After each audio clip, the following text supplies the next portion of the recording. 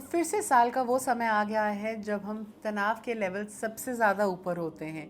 ये वो समय है जिसको हर बच्चा स्पेशली ड्रेड करता है। जी हाँ, एग्ज़ाम का समय।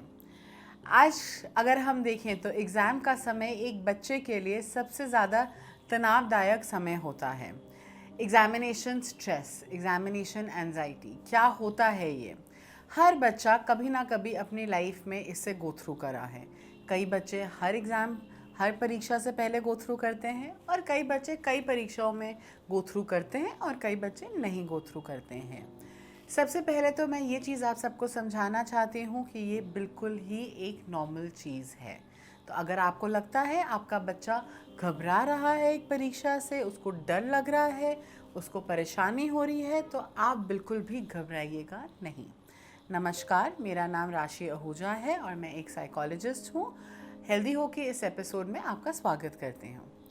आज हम बात करेंगे examination stress and examination anxiety के बारे में। जैसे कि मैंने आप लोग को बोला कि हर बच्चा कभी ना कभी इस दौर से, इस तनाव से अपने आप को गो थ्रू करता है। कई बार ये बच्चे तनाव इसलिए गो थ्रू करते हैं क्योंकि उनको प्रेशर होता है, माँ बाप का प्रेशर कि अच्छे मार्क्स लाने का, अच्छे नंबर लेकर आने का। लेकिन अधिकतर ये बच्चों को प्रेशर इसलिए भी होता है क्योंकि बच्चे इस प्रेशर को अपने ऊपर डालते हैं। कई पेरेंट्स होते हैं जिनको बिल्कुल, जो बहुत अपने बच्चों के साथ लीनियंट होते हैं, जैसे कि जो अपने बच्चों को कहते हैं कि कोई भी मार्क्स आ जाए हमें फ़र्क नहीं पड़ता, आप बस अच्छे से अपनी मेहनत करिए। लेकिन ये कई बच्चे होते हैं जो अपने ऊपर बहुत ज़्यादा प्रेशर डाल देते हैं, यानी कि दबाव डाल देते हैं। क्या दबाव लेना, क्या तनाव लेना मुश्किल है या गलत है? बिल्कुल भी नहीं। थोड़ा बहुत तनाव, थोड़ा बहुत स्ट्रेस बहुत ज़्यादा ज़रूरी होता है, बिकॉज़ थोड़ा स्ट्रेस हमें मोटिवेट करता है पढ़ने के लिए। अगर स्ट्रेस नहीं होगा तो हम मोटिवेट भी नहीं होंगे पढ़ाई करने के लिए।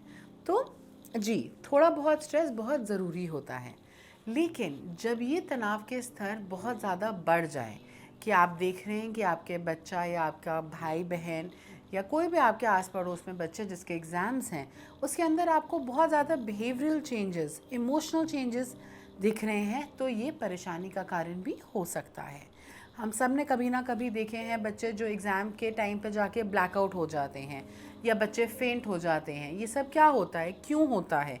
क्योंकि जब तनाव के स्तर बहुत ज़्यादा बढ़ जाते हैं, कई बार बच्चे ओवरवेल्म फील करते हैं, यानी कि अपने इमोशंस से बहुत ज़्यादा कंट्रोल में नहीं फील करते हैं। सबसे पहले हमें अपने सिम्टम्स देखना बहुत ज़्यादा ज़रूरी है कि तनाव के क्या क्या सिम्टम्स होते हैं, जो एक बच्चे को हमें देखना ज़रूरी है कि बच्चे के साथ क्या बच्चे को कोई परेशानी हो रही है या ये स्ट्रेस के लेवल्स परेशानदायक हैं या नहीं हैं।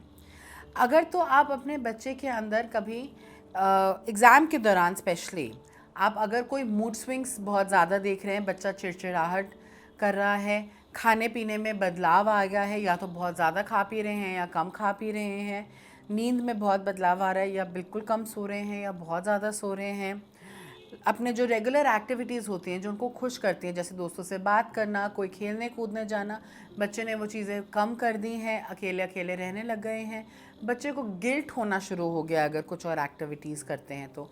बहुत बच्चे एग्ज़ाम के दौरान ये भी बहुत ज़्यादा गिल्टी फील करते हैं अगर वो कुछ प्लेजरेबल करें। जैसे कि अगर बच्चा, एक मानिए एग्ज़ाम 4 दिन बाद है या 5 दिन बाद है और अगर बच्चा कहीं एक पिक्चर देखने चले गया, तो वो बच्चे को बहुत ज़्यादा गिल्ट होना शुरू हो जाता है। तो अगर आप देखिए कि अगर आपके बच्चे को बहुत ज़्यादा गिल्ट महसूस हो रहा है, अगर वो बहुत अकेले अकेले रहना शुरू हो गए हैं, अगर आपको दिख रहा है कि वो बहुत ज़्यादा रो रहे हैं या दुखी हैं या परेशान हैं या बार बार अपने हेडेक्स को लेके या सर दर्द या माइग्रेन को लेके कंप्लेन कर रहे हैं, तो बिल्कुल ये परेशानी का कारण हो सकता है। और अगर आपको ऐसा दिखे तो प्लीज़ इस चीज़ को ईज़िली मत लीजिएगा और मदद मांगिएगा। बच्चे से बात करिएगा सबसे पहले तो, और अगर नहीं होता है तो आप अपने किसी आसपास के डॉक्टर के पास या साइकोलॉजिस्ट के पास जाके अपने बच्चे को दिखाइए। अब उन बच्चों के लिए मैं सजेशंस देना चाहती हूँ जिन बच्चों के एग्ज़ाम्स हैं। आप सबको सबसे पहले तो all the best for your exams. कई चीज़ें जो आप कर सकते हैं अपना स्ट्रेस को या अपने एंजाइटी को कम करने के लिए, वो ये है, सबसे पहले तो एक अपने आसपास एक ऐसी जगह बनाइए जो आपको एक आपका स्टडी एरिया हो। यानी कि एक टेबल रखिएगा जिसके ऊपर आप बिल्कुल अपना किताबें और वो सारी चीज़ें, पेन पेंसिल, सारी चीज़ें जो आपको ज़रूरी है उसको इकट्ठा लेके बैठिएगा। अक्सर बच्चे क्या करते हैं, कमरे में कुछ एक कमरे में पड़ा होता है, दूसरे एक कमरे में पड़ा होता है, तो वो अटेंशन डाइवर्ट होती रहती है। सो प्लीज़ एक स्टडी स्पेस बनाइएगा अपने लिए। दूसरी चीज़, एक टाइम टेबल बनाइएगा, बहुत ज़रूरी है। मैं अक्सर बच्चों से देखती हूँ तो बच्चे कहते हैं कि हमसे टाइम टेबल बना तो लेते हैं हम, लेकिन फॉलो नहीं होता। उसका मैं एक बहुत इंपॉर्टेंट कारण आपको बताती हूँ, क्योंकि अक्सर बच्चे क्या करते हैं, अपने लिए बहुत ज़्यादा स्ट्रिक्ट टाइम टेबल्स बना लेते हैं। तो हमें वो टाइम टेबल स्ट्रिक्ट नहीं बनाना, हमें अपनी कैपेसिटी के हिसाब से बनाना है। अगर आपकी कैपेसिटी कहती है कि दिन में मेरे को 4 चैप्टर ही कर सकता हूँ मैं, तो आप अपने टाइम टेबल में भी वो 4 चैप्टर ही रखिए।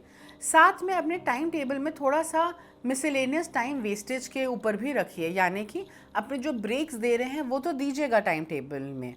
उसके साथ साथ आप थोड़ा ऐसा टाइम भी रखिए, आधा 1 घंटा, जो कि टाइम वेस्टेज को हम दे रहे हैं। जो क्योंकि नॉर्मली भी क्या होता है, हम घर पे होते हैं, कभी कोई मेहमान आ गया, कभी कोई लाइट चली गई, कभी कुछ हो गया, तो उससे ध्यान बढ़ जाता है और उससे आपका जो शेड्यूल है वो ख़राब हो जाता है। तो इसलिए अपना थोड़ा सा टाइम वेस्टेज हम एक्स्ट्रा देंगे। अपने शेड्यूल में रेगुलर ब्रेक्स इंक्लूड करिए, हर 2 घंटे बाद या हर 1.5 घंटे बाद 15 मिनट की ब्रेक, 10 मिनट की ब्रेक अपने आप को दीजिएगा। और अगर एक लंबा चंका पढ़ रहे हैं, जैसे कि 2, ढाई, 3 घंटे पढ़े हैं, तो प्लीज़ कम से कम आधे घंटे का गैप अपने आप को दीजिएगा। खाने के लिए, ब्रेकफास्ट, लंच, डिनर के लिए अच्छे से अपना गैप लीजिएगा, half an hour to 45 minutes कम से कम। इस दौरान एक और चीज़ जो बच्चे करते हैं कि अपने दोस्तों से बात करना बंद कर देते हैं, प्लीज़ ऐसा मत करिएगा। अक्सर लोग हमें कहते हैं कि अगर हम अपने दोस्तों से बात करेंगे तो उससे हमारा ध्यान और ज़्यादा, हम डीमोटिवेटेड फील करेंगे, क्योंकि दोस्त बताएंगे कि हमने इतना ज़्यादा अचीव कर लिया, हमने इतना ज़्यादा कोर्स ख़त्म कर दिया, सिलेबस ख़त्म कर दिया। बट कोशिश करिए ऐसे दोस्तों से दूर रहें जो खाली पढ़ाई के बारे में बात कर रहे हैं।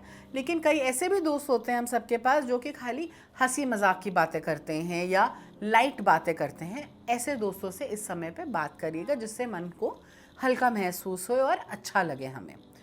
एक और चीज़ जो बहुत इंपॉर्टेंट है, अक्सर लोग कहते हैं कि हम अपनी स्लीप के साथ कॉम्प्रोमाइज़ कर लेते हैं, कि अगर मैं नॉर्मली मेरी बॉडी को 8 घंटे नींद चाहिए होती है, लेकिन मेरी एग्ज़ाम है तो मैं 6 घंटे से काम चला लूँगी। ऐसा नहीं होता है।